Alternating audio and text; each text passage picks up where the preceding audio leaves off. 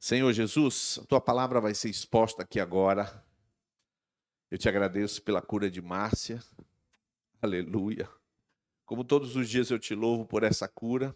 Eu também quero, Senhor, agradecer pelo que nós pudemos discutir, viver antes dela se concretizar.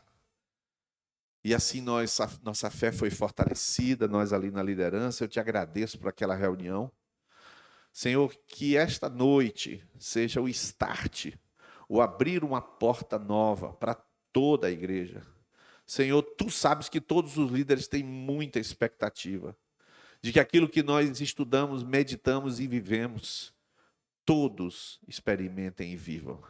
Eu peço, Senhor, que essa noite essa chave abra, por favor, e que essa palavra seja poderosa para abrir a mente e o entendimento.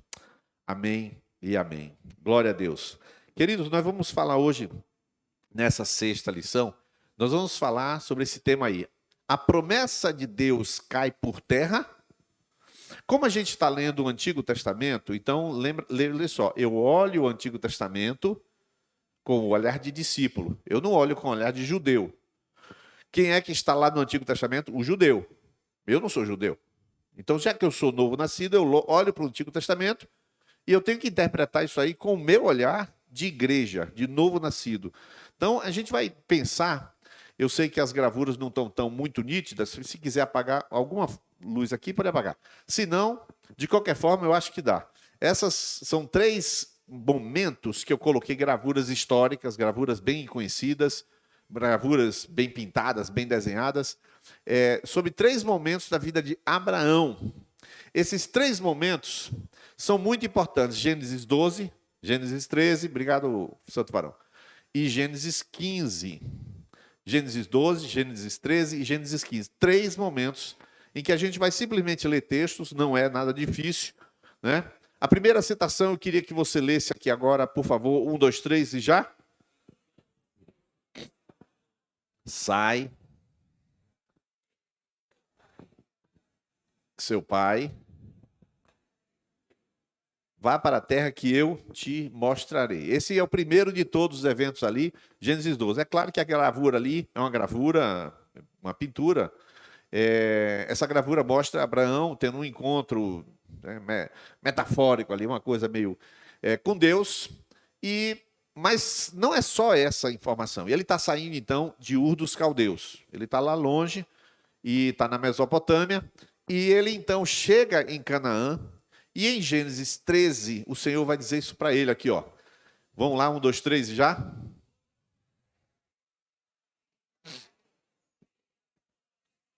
Para sempre, percorra esta terra, porque eu a darei a você. Então, a palavra é quase igual, mas é um pouquinho diferente. Ele já chegou na terra, só que Deus dá uma notícia para ele.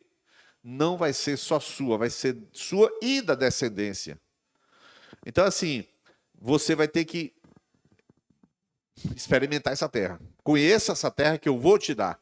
Nesse momento aí, no caso, essa terra aí, que seria da descendência, é a segunda vez que Deus promete dar uma terra. Mas Deus também prometeu um terceiro momento em Gênesis 15, e esse momento foi quando Abraão estava vendo as estrelas. Ele sai lá fora, vê as estrelas, e aí o Senhor mostra as estrelas, fala assim, assim será a tua descendência. Ele creu.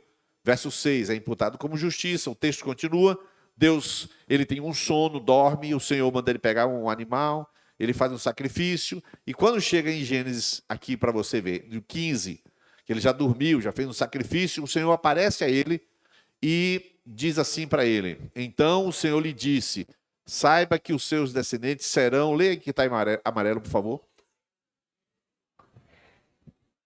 lhes pertencerá, onde também serão escravizados e oprimidos por 400 anos, mas eu castigarei a nação a quem servirão como escravos, e depois de tudo, sairão com muitos bens. Vocês vão ler a parte em amarelo quando chegar na hora.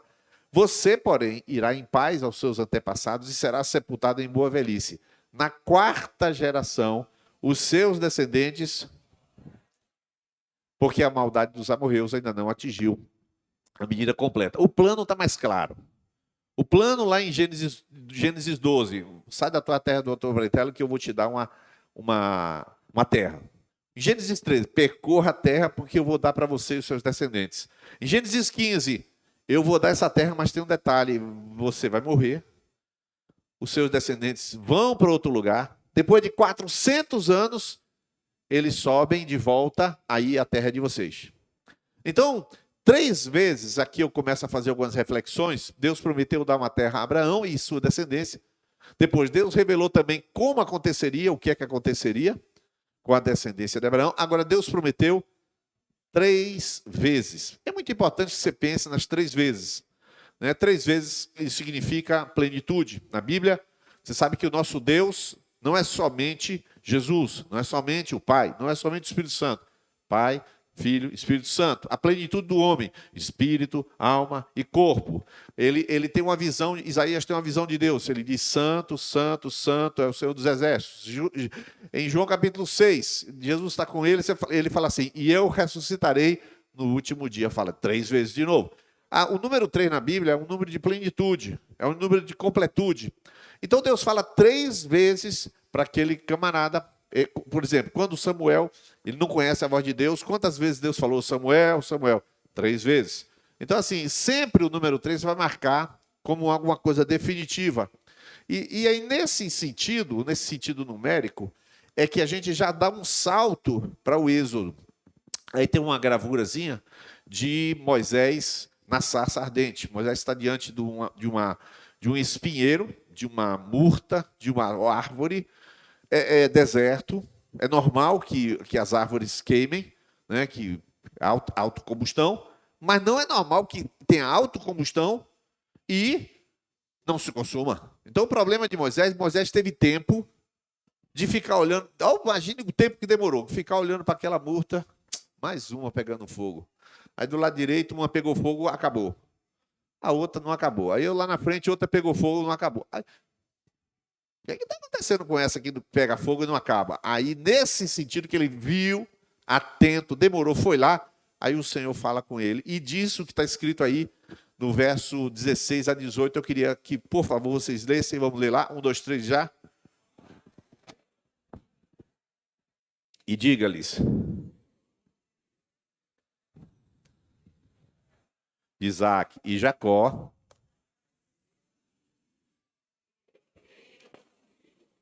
Pois vi, olha aí amarelo, ó.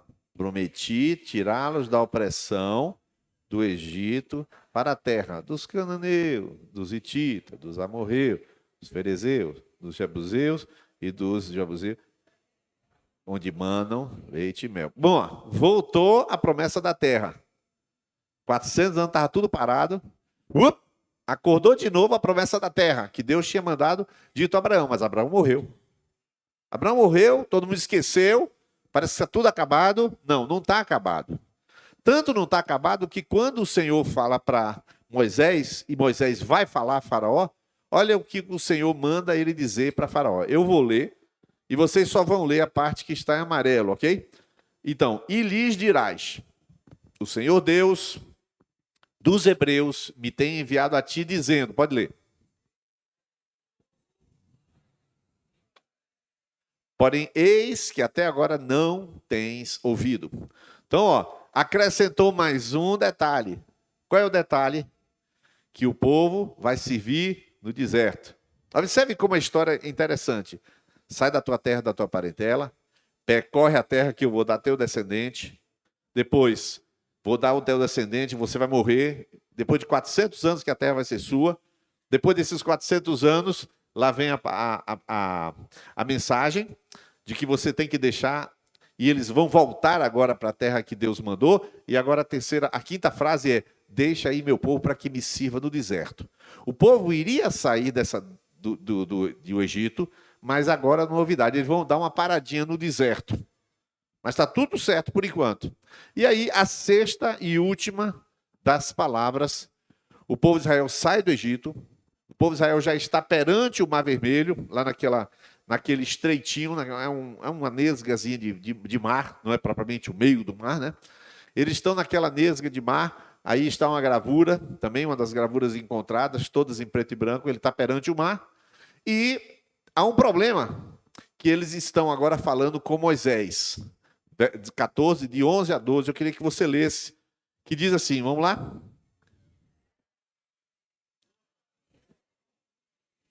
Para nos tirar de lá.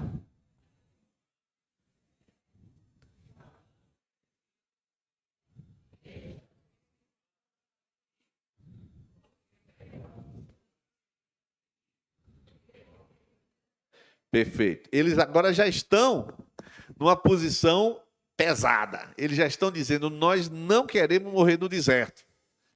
O Senhor disse que ia levar para a terra prometida, mas eles estão com o problema. Eu não quero morrer nesse deserto. É melhor a gente ficar com o egípcio do que morrer no deserto. Então, você observa aí que, aparentemente, a história está meio confusa. Inclusive, tem um site no YouTube, é um canal no YouTube chamado Analisando as Escrituras, em que o camarada, ele pregava, falava até bem a Bíblia. E o camarada começou a se desviar. A última vez que eu entrei no canal, ele disse que o Êxodo nunca existiu. Aí eu entrei lá e falei, o Êxodo nunca existiu? Você já leu o Talmud, meu amigo? Aí comecei a debater com ele, porque ele dizendo que era impossível que tivesse demorado 40 anos, só que o Talmud consta as datas, porque diferentemente de nós, para o judeu, se uma pessoa não tem o nome identificado, a genealogia comprovada de que ela é judeu, ele não é judeu. Mesmo sendo judeu, ele não é. Ele tem que ter a genealogia comprovada. Não é nem saber se nasceu no Brasil, se nasceu nos Estados Unidos. Isso aí não é o problema. O problema é que ele saber de quem ele é filho. Se ele não provar de quem ele é filho, ele não é judeu. Então o judeu anota a data e anota os pais, e ele tem a genealogia todinha. Eu tenho a genealogia, a árvore genealógica dos meus avós até a 8ª geração. Eu achei lá, meu filho me mostrou, eu fui lá, achei até a 8ª geração. São 8 niles, quer dizer, o que vai nascer agora é o 8º niles, né? Da geração toda. Está toda a árvorezinha montada. Mas só até a 8ª. De lá para cima sumiu. O judeu não, tem que ter tudo. Se ele não provar, não é judeu. Então o judeu tem essas datas, a coisa toda organizadinha. Mas o camarada chegou e disse, lá no Analisando as Escrituras, o Êxodo nunca existiu.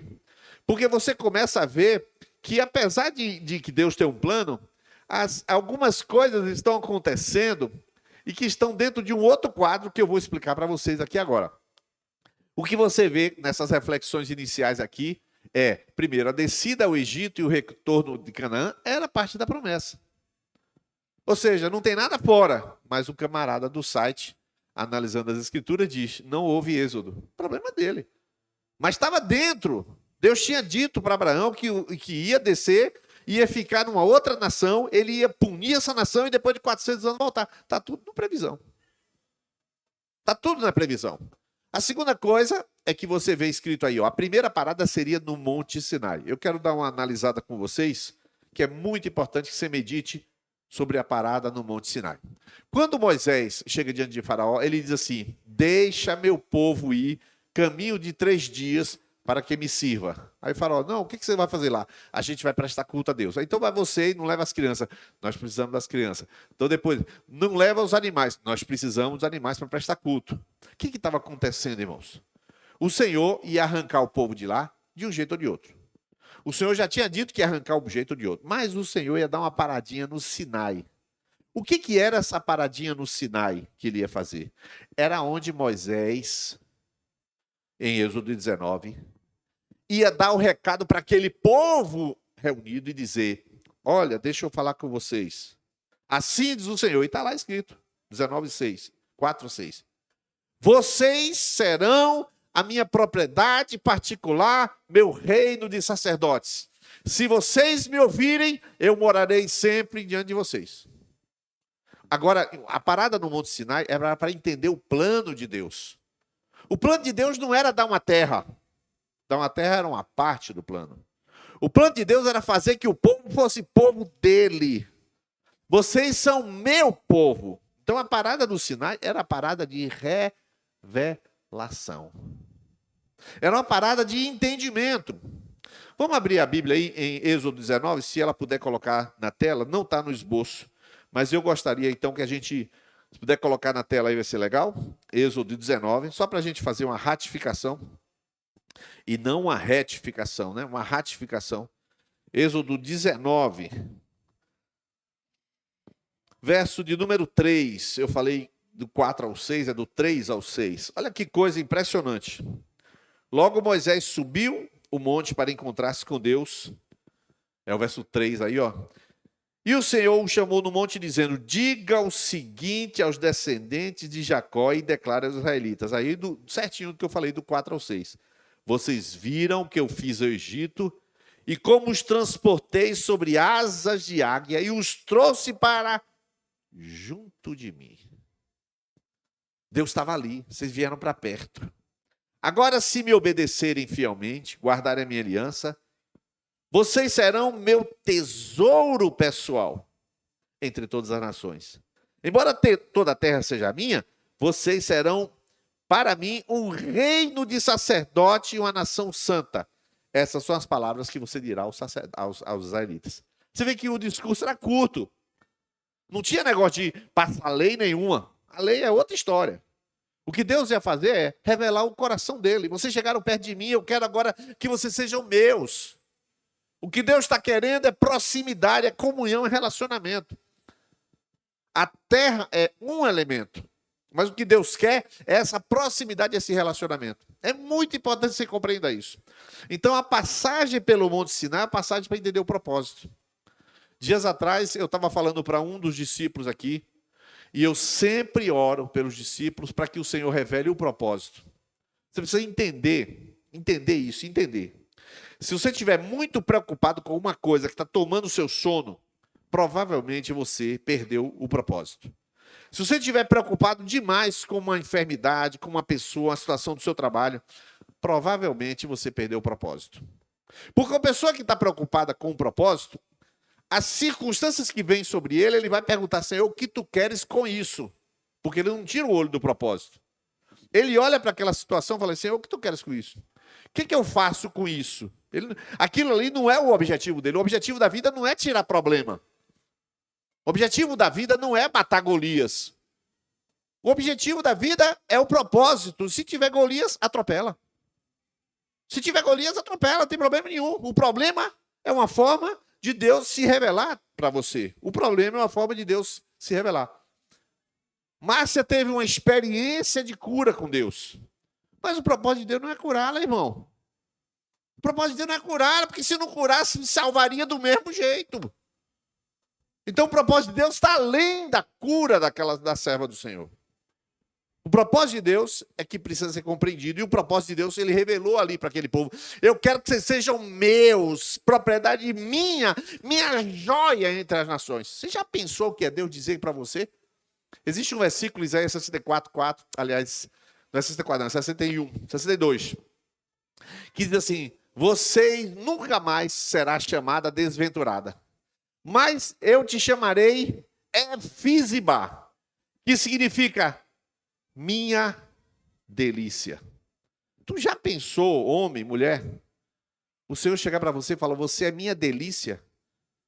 Você pode ter uma conotação sexual, mas o Senhor uma minha delícia, mas tira o lado sexual da história e pensa assim, o Senhor chamar assim, eu me delicio em você, eu gosto de conversar com você. Você é uma pessoa joia demais, eu adoro sua risada. Não é a pessoa de eu chegar para você e falar, eu adoro sua risada. Já pensou isso? Então o Senhor tem esse senso pessoal de gostar do seu jeito, de gostar da sua maneira. Deus olha esse detalhe, e foi isso que ele falou para o povo. Mas, voltando lá para o nosso esboço, os escravos disseram, morreremos no deserto. E a história continua, porque quando chegamos em Números 14, verso 2, você já sabe que os espias foram lá para a terra, olharam a terra, aí é uma gravura desses espias. Se você olhar direitinho, tem um cacho de uva enorme. Nessa gravura, eu vou colocar esse PowerPoint lá no Ágape. E aí tem um texto que eu queria que você lesse para mim, esse texto, Números 14, 2, por favor, enquanto eu tomo água. 1, 2, 3.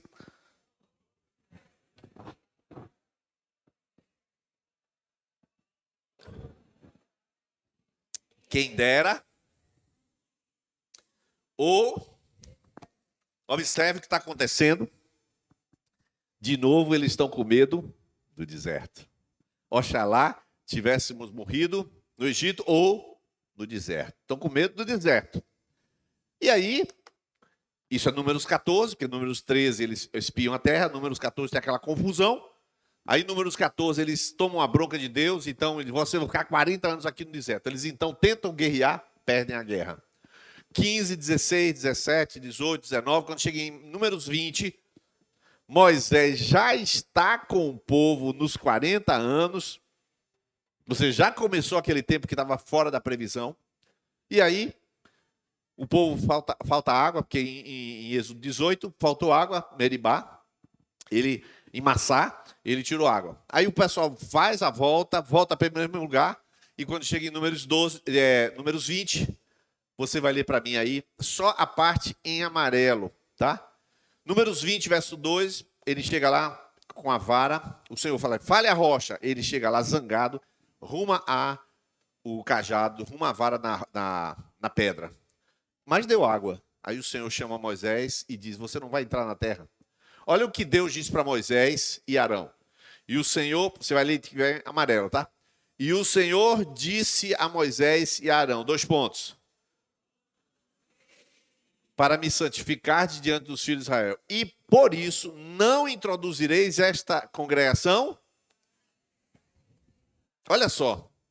O Senhor disse da terra, não está falando de deserto. Quem fala de deserto é escravo. Deus não fala de deserto. Deus está falando da terra. E diz para Moisés, eles não creram e você se contaminou e você também não creu. O que foi que Moisés creu? Eu vou dizer o que Moisés creu. Moisés creu na vara. Com essa vara aqui eu já transformei em cobra, com essa vara eu já passei o mar, com essa vara eu já abri isso, com essa vara eu aquilo. O Senhor mandou, fala. Era só para obedecer, crer e falar. Ele pegou a vara que ele cria na vara. Ele rumou na vara e deu certo. Ele creu na vara. Interessante que na última reunião, Ângela falou uma coisa que eu achei muito relevante. Ela ouviu uma pregação, inclusive eu nem entendi na hora, ela falou assim no final. Que coisa interessante, quando Deus enviou Moisés com uma vara. Mas quando enviou Josué, enviou sem a vara. Aí eu tentei entender, não entendi nada. Aí eu falei, ô Ângela, explica esse negócio direito aí. Aí ela falou, enviou Moisés com a vara, ele confiava na vara. Mas depois enviou Josué com a presença. Ele tinha que confiar na presença. Que coisa tremenda, irmão. Pensa aí o que é isso. Tinha que confiar na presença. Mas o cara estava confiando na vara e o Senhor fez o quê? Você não creu em mim. Você creu na vara. Pois tu não entra. Olha que coisa séria. E agora começa. Isso aqui é tudo introdução, irmão, porque a palavra começa agora. Deuteronômio 3, 28. O líder vai ser trocado. Você não vai entrar, trocar de líder. Deuteronômio 3, 28. Eu queria que a igreja toda lesse, se for possível. Vamos lá, 1, 2, 3.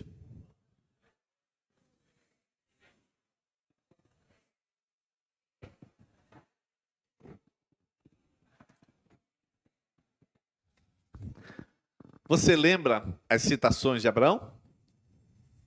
Sai da tua terra para a terra que eu te mostrarei. Percorre essa terra. Eles voltarão para essa terra.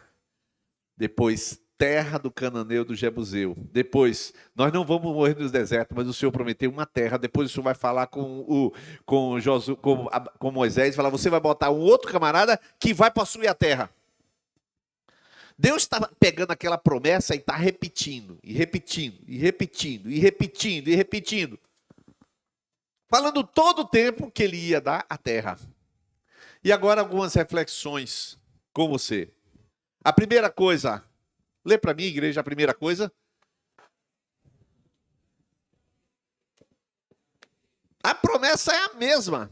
Ele vai dizer, eu vou ungir Josué no teu lugar, para ele entrar na terra. Ele repete a palavra terra. Porque a promessa é igual.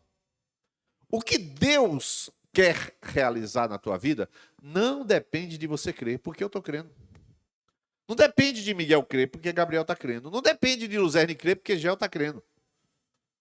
Por essa razão é que se 2 de vós concordarem, os outros não concordar, a gente ora e vai dar certo do mesmo jeito. Por quê? Porque não depende de quem não crê, porque depende de Deus que prometeu. Rapaz, isso é tão importante você entender. Você acha que Deus vai se queimar por causa de um Moisés? Moisés não se queima, Deus não se queima. Deus agora vai ficar mal. Estou zangado com esse povo, não dou mais a terra. Vai morrer tudo no deserto. Claro que não. Aí Moisés falou um negócio quando isso aconteceu, né? Que Deus falou assim, eu vou matar o povo e eu vou fazer de você, Moisés, o novo povo. O que Moisés falou? O óbvio. Deus, o senhor está maluco? O senhor vai se queimar. O senhor prometeu botar o povo na terra. Se o senhor matar o povo, o que vão dizer? Não tinha poder para botar na terra. O senhor não fala um negócio de uma bobagem dessa, não. Aí Deus está em Êxodo 32. E Deus, então, tá bom, eu não vou fazer isso, não. Eu vou perdoar. E perdoou. É claro que foi uma maneira na Bíblia, de você perceber que não é que Moisés é mais inteligente que Deus. Moisés recebeu tanta revelação do plano, que Moisés raciocinou o óbvio. Não faz isso, não. O senhor vai se queimar. E ele intercedeu pelo povo. Então, Deus não matou o povo e manteve o plano de colocar na terra. Então, uma das coisas mais importantes para você, aquilo que está escrito na palavra, as coisas que Deus prometeu realizar, Ele não muda. Ele não altera o plano dele. Você pode não crer, você pode crer. Aí é outra história. Mas o plano continua exatamente igual.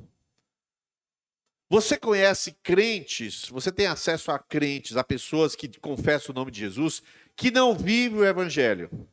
Você conhece pessoas que são o contrário do evangelho. Hoje eu telefonei, você já deve ter percebido aqui, que colocamos uma borracha aqui, né, para evitar que pessoas caiam. Né? Graças a Deus colocou rápido, né? Comprou domingo. Eu até falei isso na semana passada. Colocou rapidinho. O rapaz que chegou aqui para colocar, na segunda-feira ele estava aqui, eu estava aqui, e ele falou, o senhor é o pastor da igreja?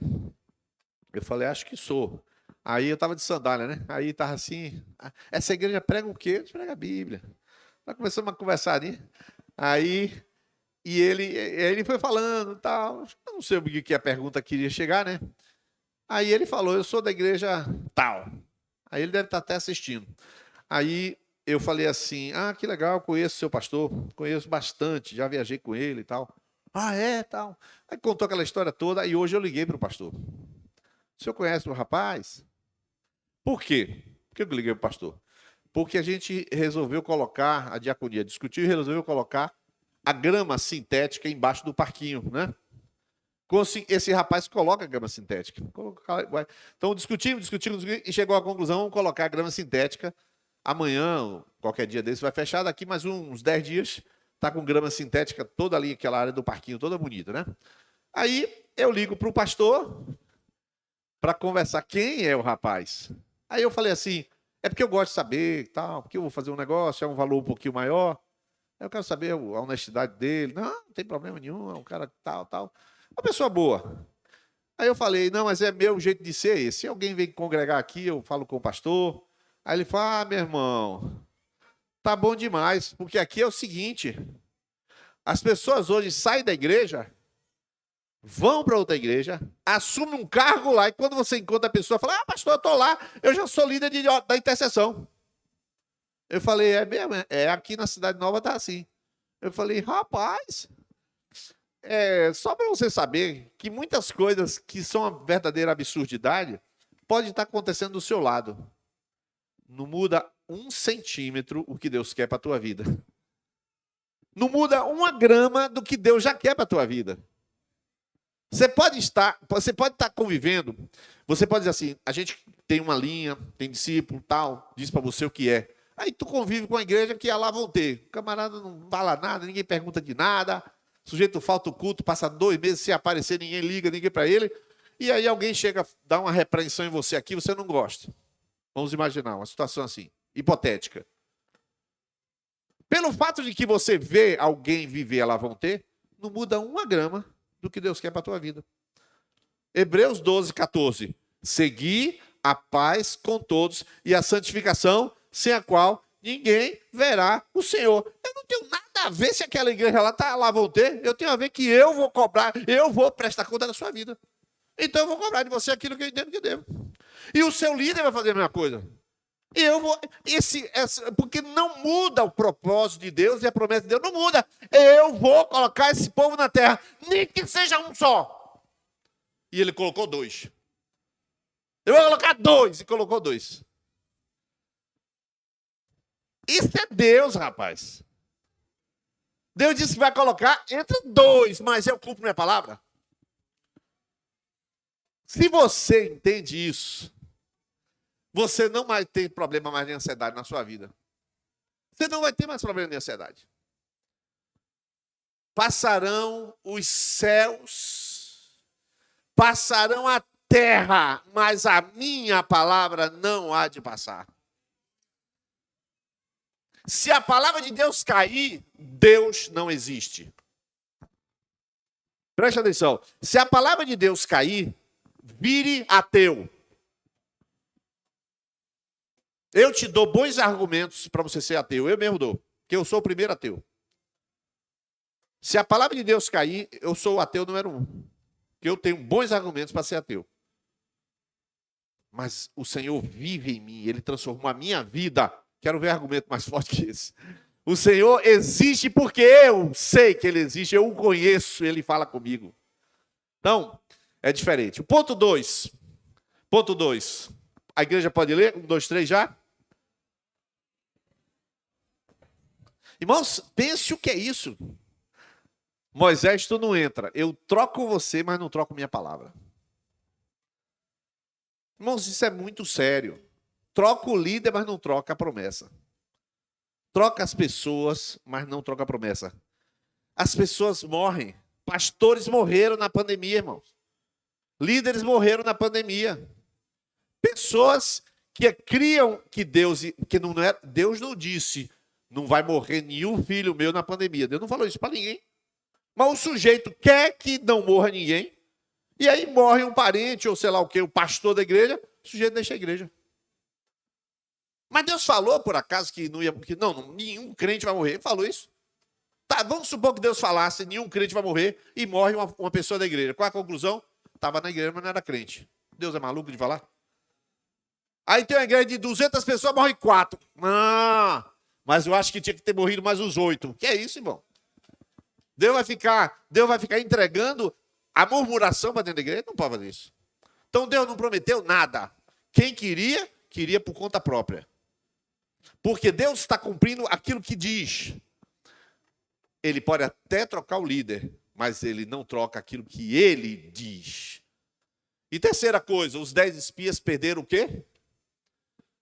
Tique de entrada na promessa. Os 10 perderam, porque a promessa continua igual. Quem ficou de fora? Eles. Agora, qual a explicação do Novo Testamento sobre essa história? Essa história, irmãos, é uma história, a mais importante história da Bíblia. Estou falando sério, a história mais importante da Bíblia é o Êxodo. Qual é a outra história mais importante? O profeta de Baal? Não, não é mais importante. Qual é a outra história? A história mais importante é a cruz de Cristo, falando a história, uma narrativa. Qual é a história mais importante? Não tem história, é a história mais importante. Essa história do Êxodo significa a nossa salvação, significa a libertação de Faraó, significa tudo. A salvação está toda no Êxodo. Pois, olha o que a Bíblia ensina sobre o Êxodo. Hebreus capítulo 3, verso 17. Eu vou ler o verso 17. Vou ler o verso 18, mas quem lê o 19 são vocês, tá? Então vou lá. Com quem se indignou por 40 anos? Não foi porventura com os que pecaram, cujos corpos caíram no deserto? 18 diz assim: e a quem jurou que não entrariam no seu repouso? Senão os que foram desobedientes. Verso 19, vemos que não puderam entrar por causa da sua... Então vocês vão ler. Vamos lá, 1, 2, 3 já?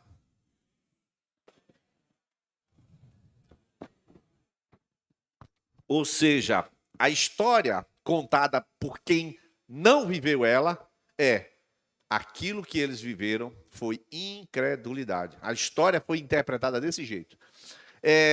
Hebreus capítulo 4, verso 2. A igreja pode ler, por favor?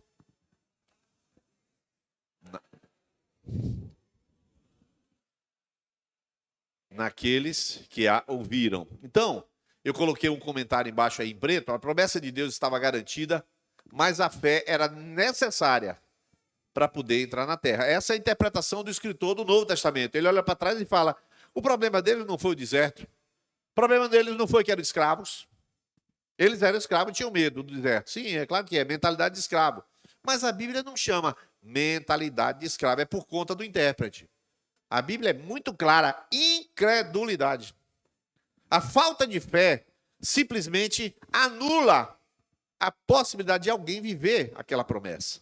Agora eu coloquei aí algumas promessas do Novo Testamento, promessas gerais. Agora, 2 Pedro capítulo 3, verso 13.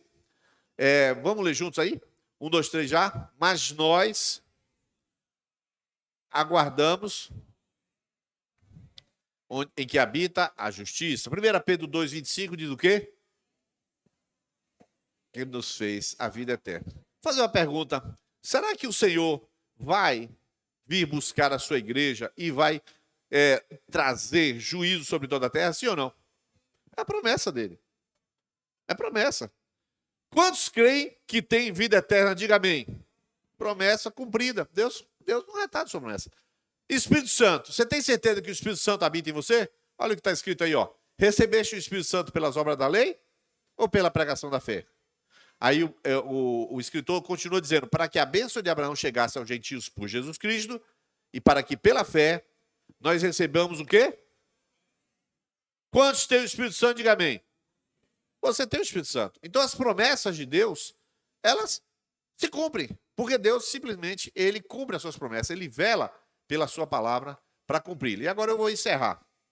Vou encerrar dizendo o seguinte, Jesus veio nos dar a vida abundante. Claro, agora eu poderia falar de 1000 promessas que Deus nos fez. Mas agora eu não vou falar de 1000 promessas, vou falar de uma só. Jesus veio nos dar vida abundante. O ladrão não veio senão matar, roubar e destruir. Eu vim para que tenham vida e a tenham em abundância. João 10, 10. Mas, igualmente com o povo de Israel, é pela fé que se herda as promessas. Isso está escrito. Então, há uma promessa para todo mundo aqui, para todo cristão. Essa promessa aí que está escrito, não sei se vai dar... dá para ler, não? Dá? Tá. Essa promessa aí que está escrita, você vai ler a parte que está amarelo e azul, tá bom? Eu começo a ler, você me interrompe e lê a outra parte, ó. Vamos lá. Seu divino poder, de que necessitamos para a vida e para a piedade, por meio do pleno conhecimento daquele que nos chamou para a sua própria glória. Por intermédio, ele nos deu as suas... Olha só. Olha o que Deus fez. Ele nos deu todas as coisas que necessitamos para a vida e piedade. Ele não deu um Porsche para ninguém. Você quer comprar seu Porsche, é problema seu e seu. Ele não deu Porsche para ninguém. Um Porsche é um carro que você quer, compre. Ele não deu o Porsche para você, mas ele deu tudo o que você precisa para a vida e para a piedade. Está prometido. Agora, pergunta a você, você acha que Deus vai suspender a promessa que ele mesmo te deu? Você acha que ele vai? Ele vai se queimar nas promessas que ele faz? Ele botou um povo de uma terra para outra. 3 milhões de pessoas ele levou para uma terra e manteve a promessa quando só 2 homens entraram. Ele tirou 600 mil, mas botou 2. Na verdade, ele botou os mesmos 3 milhões, tá? É uma lembrança para você saber. Saíram 600 mil homens a partir de uma determinada idade. As crianças que saíram do Egito cresceram e entraram na terra. Mas não conta. Criança não conta. Entendeu?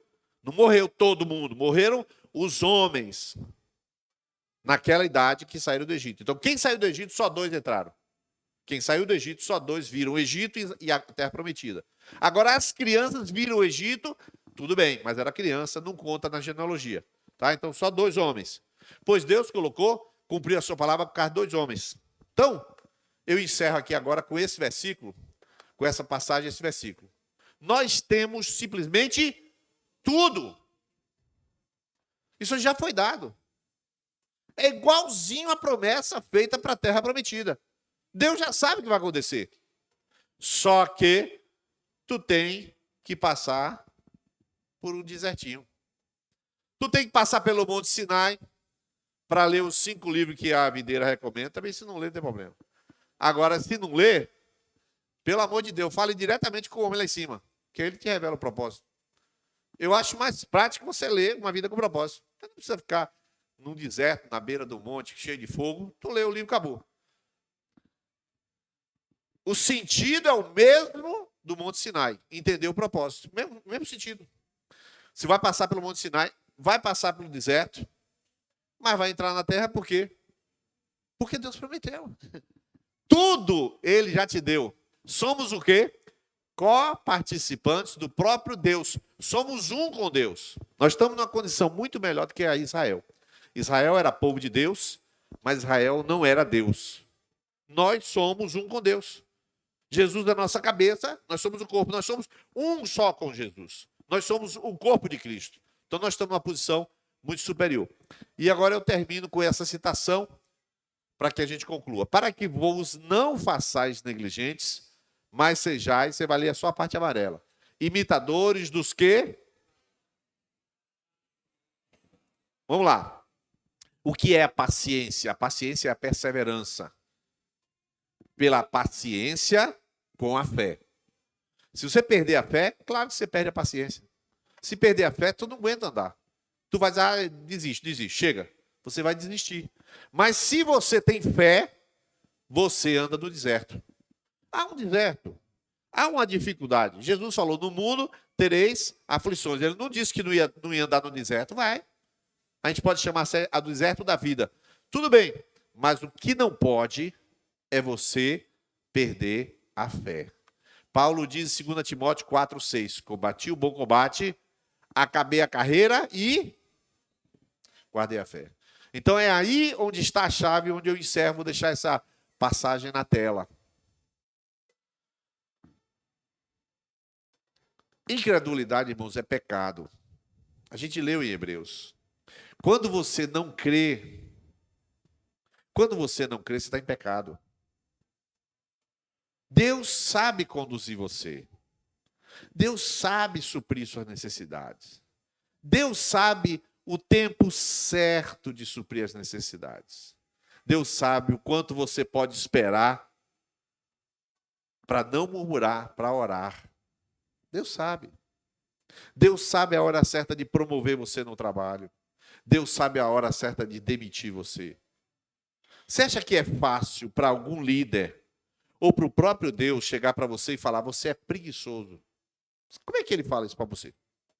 Eu vou pregar aqui. Irmãos, hoje eu vou pregar sobre a preguiça. O irmão levanta e começa a beber água. Por quê? Eu não sou preguiçoso. Quem é que vai reconhecer que é preguiçoso? Quem vai reconhecer? Tem certas coisas que você vai reconhecer. Uma pessoa para reconhecer que é orgulhoso, rapaz, apanha feito mala velha, eu sei disso. Eu demorei para reconhecer que era orgulhoso. Apanha, meu irmão, para reconhecer. Então, preguiçoso, orgulhoso, vaidoso, invejoso, demora muito para entender. E como é que Deus vai falar contigo isso? Vai mandar o WhatsApp para você? Não vai.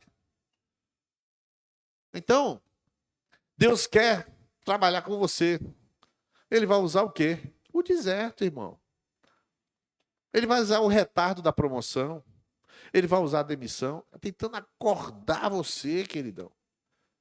Por quê? Porque ele vai te botar na terra. Até lá tem um deserto.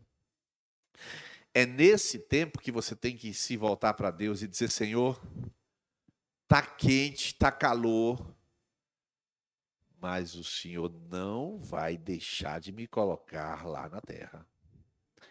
O Senhor não vai mudar a sua promessa por nada.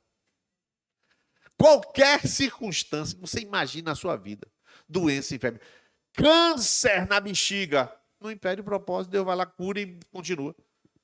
É assim, não. Eu quero que hoje à noite, agora, nesse momento, quando eu estou terminando, estou falando devagar, que você comece a reconhecer se você tem sido incrédulo.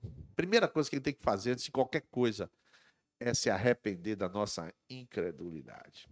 Foi o que aconteceu com os líderes. Nós nos arrependemos da lição número 6, incredulidade. E nos arrependemos, eu me arrependi, irmão. Eu não vou dizer a você do que foi que eu me arrependi, porque não dá mais tempo. Mas eu me arrependi da incredulidade. Eu acho que todos os líderes. nós paramos e tivemos um tempo de arrependimento sobre incredulidade. Deus quer curar a sua fé esta noite, em nome de Jesus. Curva a sua cabeça agora, em nome de Jesus. Deus quer curar a sua fé. Lembre-se que um homem, quando falou com Jesus, ele falou assim: Senhor, eu creio, ajuda a minha incredulidade. Jesus ajuda você essa noite a crer. Jesus ajuda você a crer. Curva a sua fronte agora. Aliás, fique de pé com a sua fronte curvada. Oh, Jesus, nós vamos... A Bíblia diz assim, sem fé é impossível agradar a Deus. Porque é necessário que aquele que aproxima-se de Deus tem que crer que Ele existe, mas também tem que crer que Ele galardoa quem busca Ele. Eu quero que essa noite você busque o Senhor e você se arrependa da sua incredulidade. Mas eu não sou incrédulo, não. É simples. Lembre-se das coisas ruins que você fala e das reclamações e murmurações. Isso prova que não tem fé. Tem queixa. Onde tem queixa, não tem fé. Onde tem murmuração, não tem fé. Curva sua fronte agora e vamos orar meditativamente nesses 30 segundos. Depois eu vou orar por você. E nós precisamos, esta noite, nos arrepender da nossa incredulidade. A terra está garantida. É o seu ticket que está em questão. É se você vai entrar lá ou não.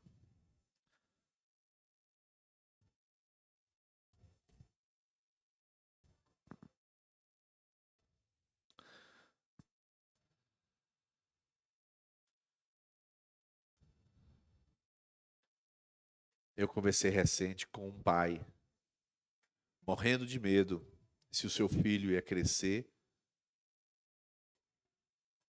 e não seria servo de Deus. Sofreria terríveis coisas que ele mesmo, o pai, sofreu. Essa incredulidade, irmão. Ministrei ao pai, ele se quebrantou. Deus tem o melhor para a sua família e é Deus mesmo que vai garantir. Nessa hora que eu vou orar, eu quero que, se você deseja se arrepender exclusivamente de incredulidade, como todos, 100% dos líderes, nos arrependemos, eu quero que durante a minha oração você venha até a frente. Pai, em nome de Jesus, nós declaramos a nossa total certeza de que o Senhor vela pela sua palavra para cumpri-la. A nossa certeza de que passam céus e passam terra, mas na tua palavra não cai por terra. A nossa certeza também de que o sangue de Jesus nos purifica da incredulidade. A certeza de que a nossa incredulidade é, Senhor, praticamente rasgar o ticket da vida abundante que o Senhor tem para nós. Nós queremos de volta o nosso ticket da vida abundante. A terra que nos foi prometida pelo Senhor mesmo. Quando disse, o ladrão não vem senão para matar, roubar e destruir. Eu vim para dar vida e vida abundante. Nós sabemos que a vida abundante depende da nossa fé e é por isso que pedimos perdão da nossa incredulidade. Senhor, as tuas promessas não deixarão de ser cumpridas como tem se cumprido em tanta gente. Mas eu quero a minha parte, Senhor. Eu quero entrar, Senhor, na promessa daquilo que o Senhor tem para a minha vida. Senhor, tudo que o Senhor tem para a minha vida eu quero. Não é uma parte, é tudo. Senhor, que tu tens para mim como ministro do Evangelho nesta igreja, eu quero exatamente tudo e por isso eu creio. Que tu que tens prometido, tu tens a capacidade de me colocar dentro dessa terra. Eu não tenho a menor dúvida, Senhor, por isso eu confesso esta verdade. Por isso eu repito esta verdade, que tu tens poder para cumprir o teu propósito.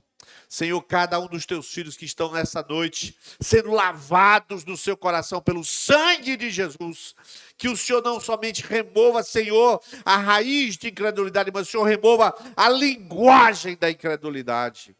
Senhor, passa no teu sangue, e como aquele profeta, Senhor, que recebeu um toque do altar, na sua língua que foi lhe tocada, e ele foi santificado nos seus lábios. Eu peço, Senhor, que os teus filhos, ao terminar essa oração, só que tu tens poder para responder essa oração que eu estou te fazendo aqui, Senhor, que ao levantar dessa oração, os teus filhos enxerguem a terra que está bem perto e a confessem.